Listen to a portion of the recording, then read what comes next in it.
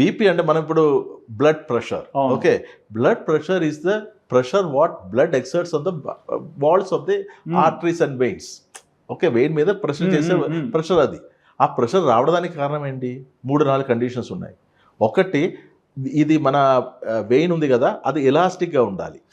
అప్పుడు కొంచెం ఏదైనా ఎక్కువ ఫ్లో మనకు అవసరం ఉంటే ఇది కొంచెం పెరిగి సైజ్ పెరిగి ఇవ్వాలి, అది స్మూత్గా పోవాలి. మందంగా అవసరం లేని సమయంలో కొద్దిగా చన్నగా పోతే కూడా, నారోగా పోతే కూడా సరిపోతుంది.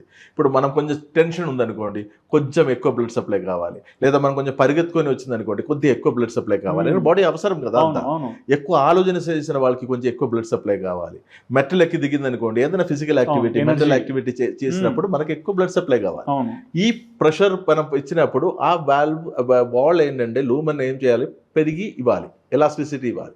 ఈ ఎలాస్టిసిటీ కొన్ని ఇది ఏమంటారు వెయిన్స్ లో మొత్తానికి పోతుంది, వెళ్ళిపోతుంది, అది కుదరకుండా, అది ఇది ఎక్స్పాండ్ అవ్వదు. అది దట్ ఈస్ వన్ కండిషన్. అప్పుడు బీపీ పెరగడం జరుగుతుంది కొందరికి.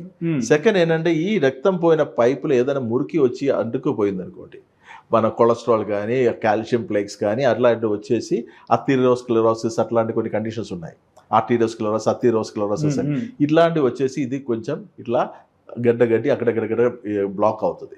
దీనివల్ల కూడా ఇప్పుడు మన ఇంట్లో ట్యాప్ ఉంది కదా, నల్లు ఉంది కదా, మనం ఓపెన్ చేసి పెడితే ఇట్లా నీరు వస్తుంది, సగం కూడా మూసేస్తే ఇంకా పవర్తో వస్తుంది కదా, ఫోర్స్ వస్తుంది.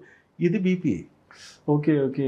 ఇంకా ఏంటంటే ఎక్కువ ఆలోచనలు, ఎక్కువ టెన్షన్ పడిన వాళ్ళకి, ఇప్పుడు మన గుండె ఇక్కడ ఉంది, తలకాయ పైన ఉంది, అండ్ ఓవర్ హెడ్ ట్యాంక్ లాగా రక్తం పంప్ చేసి పంపాలి కదా పైకి. సో ఇది ఎక్కువ ఆలోచన చేసే వాళ్ళకి అది ఎక్కువ పంప్ చేయాల్సి వస్తుంది, బీపీ ఇంక్రీజ్ అవుతుంది.